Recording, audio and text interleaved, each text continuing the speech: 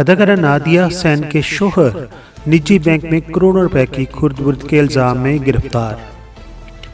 F آئی اے نے اداکارہ Nadia حسین کے شوہر عاطف محمد خان کو نجی بینک میں کروڑوں روپے کے خرد برد کے الزام میں گرفتار کر لیا۔ ایف آئی اے حکام کے مطابق عاطف محمد خان کو 1 جولائی 2015 کو نجی بینک کا چیف ایگزیکٹو افیسر مقرر کیا گیا تھا۔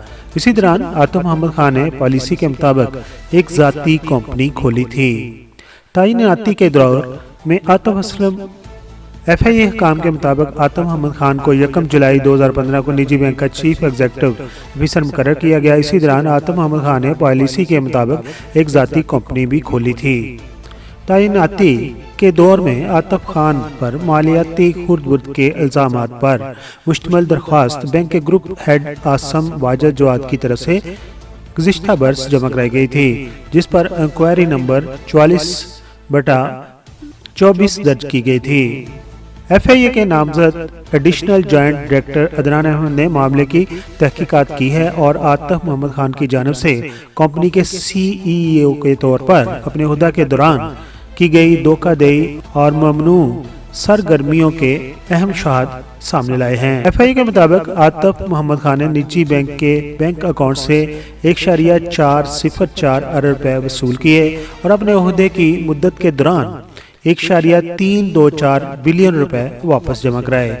انہوں نے نہ صرف کمپنی کے فنڈز کو ذاتی تجارت کی مالی آمد کے لیے استعمال کیا، بلکہ کمپنی کے لیجر میں ہیرا پھیری کے ذریعے اپنے ڈیبٹ بیلنس کو چھپانے کے لیے اسے منظم طریقے سے استعمال بھی کیا اور اس طرح کمپنی کے اکاؤنٹس کو غلط ثابت کر دیا۔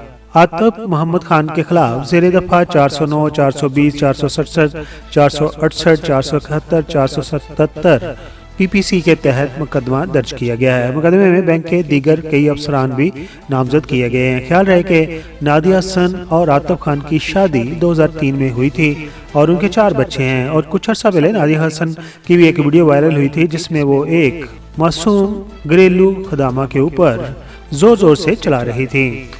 نادیہ حسن کے شوہر عاطف خان کی گرفتاری کے اوپر پی کے میگا ویڈیوز کے سبسکرائبر کیا کہتے ہیں؟ اپنے خیالات کا اظہار کمنٹس باکس میں ضرور کیجیے۔